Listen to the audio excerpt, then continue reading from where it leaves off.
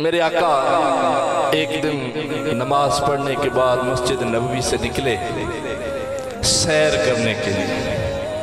میرے آقا سیر کی غرض سے نکلے، چلتے جا رہے ہیں کہ ایک قافلہ نظر آیا۔ اس قافلے میں اونٹ تھے۔ میرے آقا کی نظر ایک سرخ رنگ کے اونٹ پر پڑ گئی۔ بڑا خوش قسمت تھا، میرے آقا کو پسند آ گیا۔ بڑا خوش قسمت اونٹ تھا، میرے آقا کو پسند آ گیا۔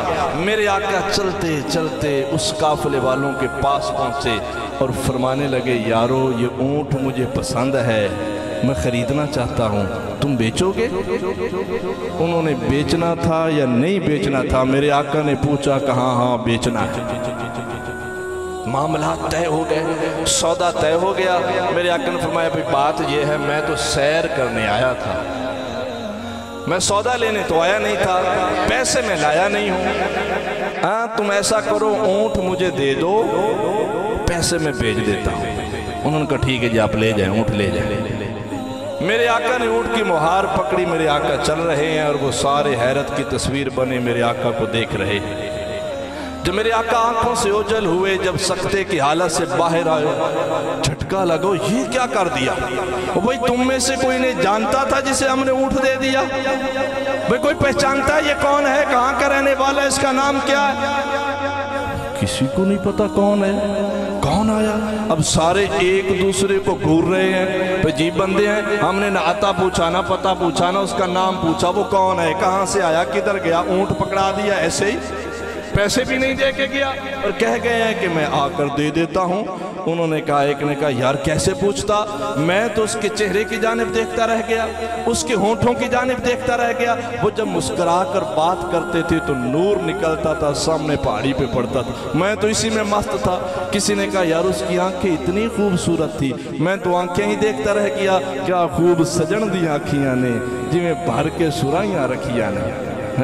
تو وجہ میڈا یار نہیں ڈٹھا جنو ویک کے چن سرماوے، ادھی راتی دن چڑھ جاوے، جیو مکتو نکاب ہٹاوے تو جیو نکلے سیر کرنو تو سارا گلشن سیس نواوے، آتے دھرتی لپ لپ جاوے، جیو ہاتھ بھلا وچ رکھدا ہاتھ بھلا تو ود جاوے تے آنکھ اگڑے تے انج پہ جاپے جیوے میں کھانا کھل جاوے، توبہ توبہ حسن سجن دا آتے جال نہ چلی جاوے، بجلی ڈردی لشک نہ مارے مدہ بے ادبی ہو جاوے تو جیو کھولے پیج زلف دے اتے راہی راہ بھل جاوے، علم خدا نے نہ دیتا عقلہ وچ نہ آوے، عقل خدا نے نہ دیتا علمہ وچ نہ آوے، آزم ایڈا سونا ماہی مینو کدرے نظر۔ کہا یار ہم تو اس کی زلفیں ہی دیکھتے رہ گئے، ہم تو اس کا چہرہ ہی دیکھتے رہ گئے، ہم تو اس کا مسکرانا ہی دیکھتے رہ گئے، اور وہ ہم سے اونٹ ہتھیا کر لے گیا۔